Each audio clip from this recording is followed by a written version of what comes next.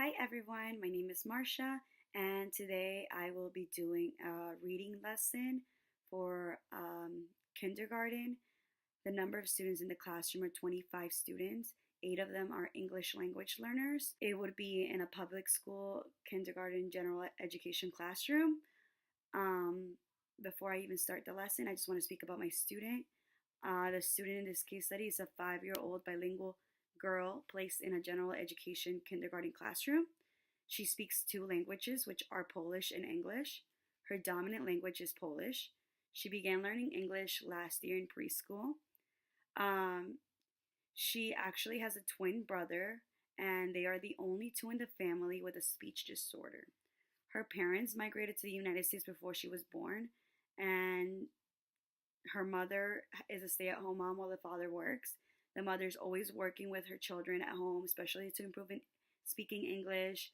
And she's always, when it comes to work in school, she's always communicating with me to figure out ways we can improve, as well with the speech therapist. She currently receives ENL services to support her with her acquisition in English. In the beginning of the school year, it showed that overall speech clarity was influenced by her native language, Polish. She displays errors of substitution and deletion, and many times it's hard to understand her when she's speaking. She has problems with articulation, where she substitutes one sound for another. She also tends to omit and distort sounds. To communicate at times, she alternates from Polish to English, depending what she's trying to say. And if she has trouble with saying things, I have a couple of students that are also, they speak Polish as well, so they assist me when she has trouble saying something in English that she doesn't understand. Um, her disability has impacted her educational needs by having trouble in developing language complexity, vocabulary, and saying simple sentences. Um, she does not know all her letter sounds. She recognizes most of her letters. She's still getting a hang of some of her letter sounds. She has improved a lot since the beginning of the school year. She's a sweet, friendly, and cooperative girl. She gets along well with her peers and adults, and she has great friendships within the classroom. She loves to draw pictures, color, and dance. She's someone that loves to learn and is willing to try her best when it comes to doing her work in class. She loves to participate, even though she might not know how to say a specific word or say it incorrectly. She doesn't get obsessed or stressed because um, she might not say it correctly. A lot of the kids kind of understand that she has trouble, and they actually assist her during lessons in saying a specific word, and she tends to repeat it, which has made her improve a lot throughout the year. In class, she feels comfortable and knows when she won't get pointed out for not responding correctly. She's aware that it's fine to make mistakes and that we are all learning, so it's okay. So she pretty much feels comfortable in the classroom. Um, the learning styles that best support her are visuals, verbal, oral, and social. Since she's an English language learner, she benefits a lot from visuals by using pictures to help her learn or say a word. When she has trouble saying a word, she points and tries to say it. When struggling, I use verbal learning styles by saying the word first and have her repeat it. This helps her understand how the word is pronounced or a specific sentence is said. She then tries to repeat it. She also tries to repeat the word after I say it or the sentence, so she can also like get better at pronunciating the words. I also accommodate her depending on the whatever we're doing by working with a partner. Now that you know a little bit about her, it's time to go for the lesson. So the lesson has to do with author's purpose. This past week we have been learning about what an author does, how we can why do authors write stories. So they kind of got an idea of that author's purpose is they can persuade us, they can inform us, or they can entertain us by a book. I made a specific chart for the kids to use and visualize when learning. It looks like this.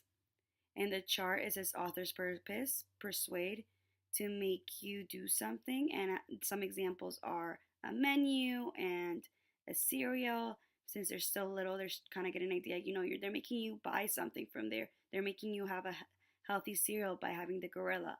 To inform is to learn. Of course, they picked one of the books that they liked, and how it's teaching us about a dinosaur. And to entertain, to enjoy, I picked a cartoon book. I also explained some of them, like with Paw Patrol, because most of my kids like Paw Patrol.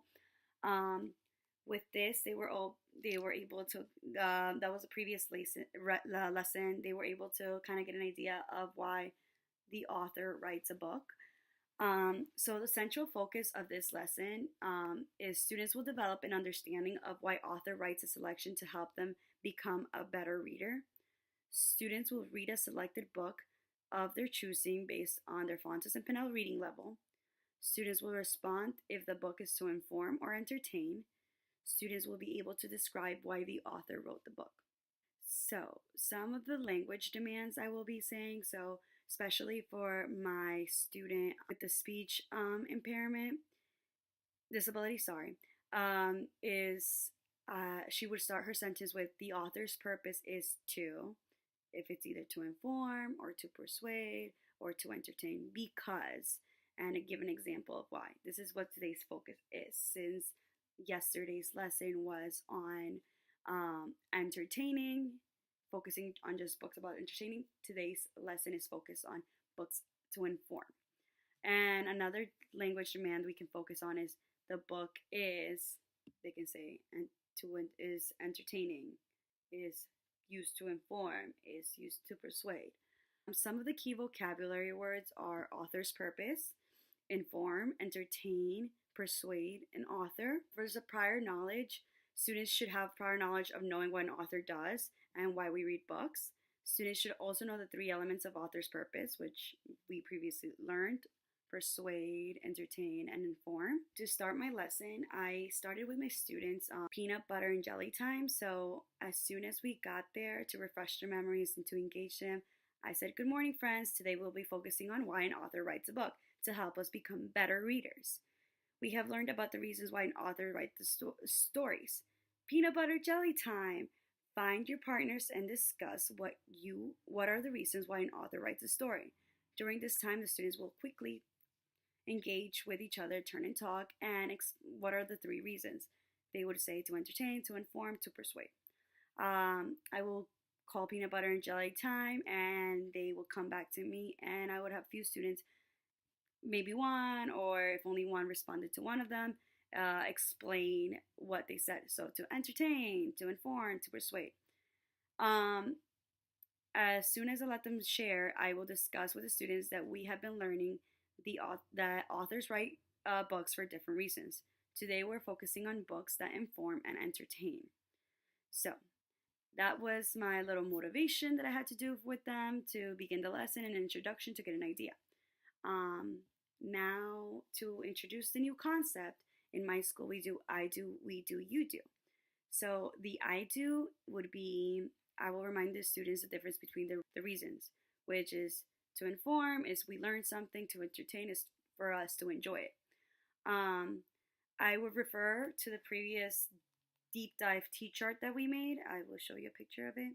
So previously we did the entertain one, which we made a T-chart and found out about the different types of books. I don't know if you can kind of see it. So it says title, it like they discussed about the story we read, and they said the title is funny. There's funny pictures and illustrations. There's a rhyming pattern, just kind of like a song, and there's descriptive words, which like funny words that they said in the story we read from the previous lesson. So the other side of the chart, the one that says to inform, we will be doing today. So I went back to refer about the entertaining books, and today we're going to deep dive into looking at an informational book using the same approach. So I will be reading a story called A Big Blue Sea. Kind of looks like this. It's part of the Journeys curriculum in my school. So while reading the story, I would provide a think aloud, where the kids, I pretty much model what the kids are supposed to be doing when it's time for them to do an independent work.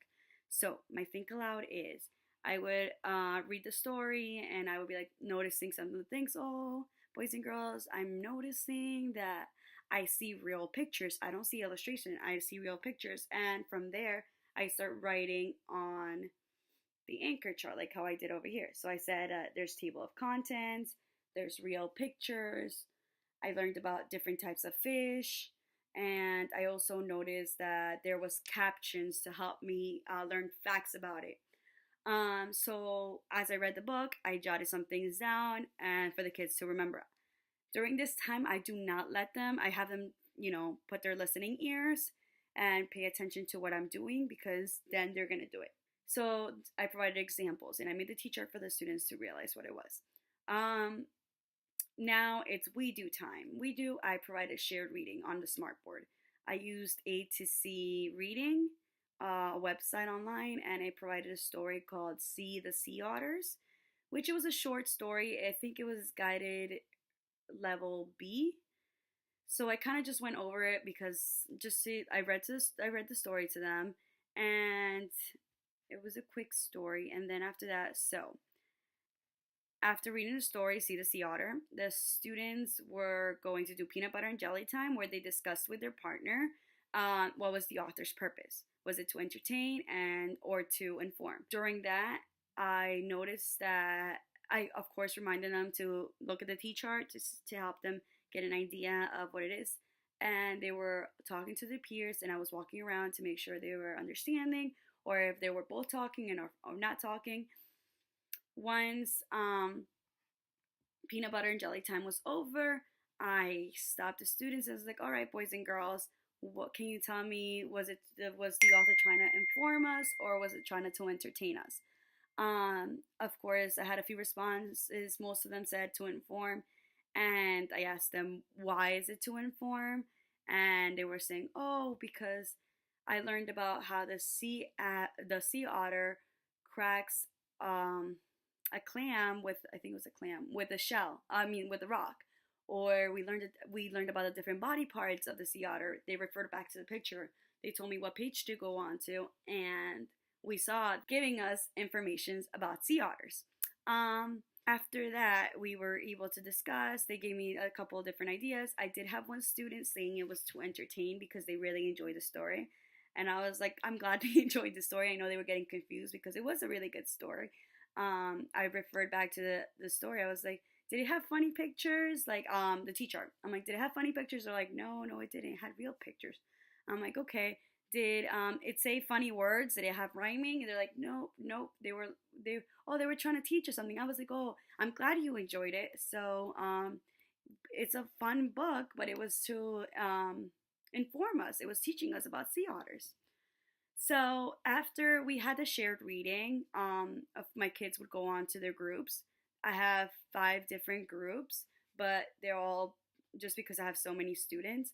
I base it on their level of reading. I have 2 above level readers, but my first group has to be our pretty much second grade readers in a kindergarten classroom. They read at a H, I, K, and L. So they have a little bit harder books. And then I have my other above grade level readers, which are from D, I think D to F. So these 2 groups are pretty much doing the same thing, but their books are harder. Of course, I gave them all, they got to choose their books from their library and their leveled readers based on Fonts and Pinnell. Then I have my middle, my on level, my kids who are on level that are D, right now at a C or D reading level. And then I have my students who are below level, which are students that are still not able to read or are still working on their letter sounds. And I have 2 groups of those.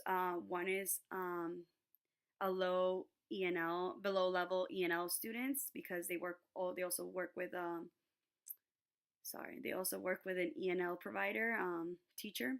So he comes every once in a while and to assist them during the lesson as well. And then I have my below level students who are just general ed. Now all my English language learners are part of that group. They are accommodated based on their level. Some of them are above grade level, and they're all in different levels depending on their reading.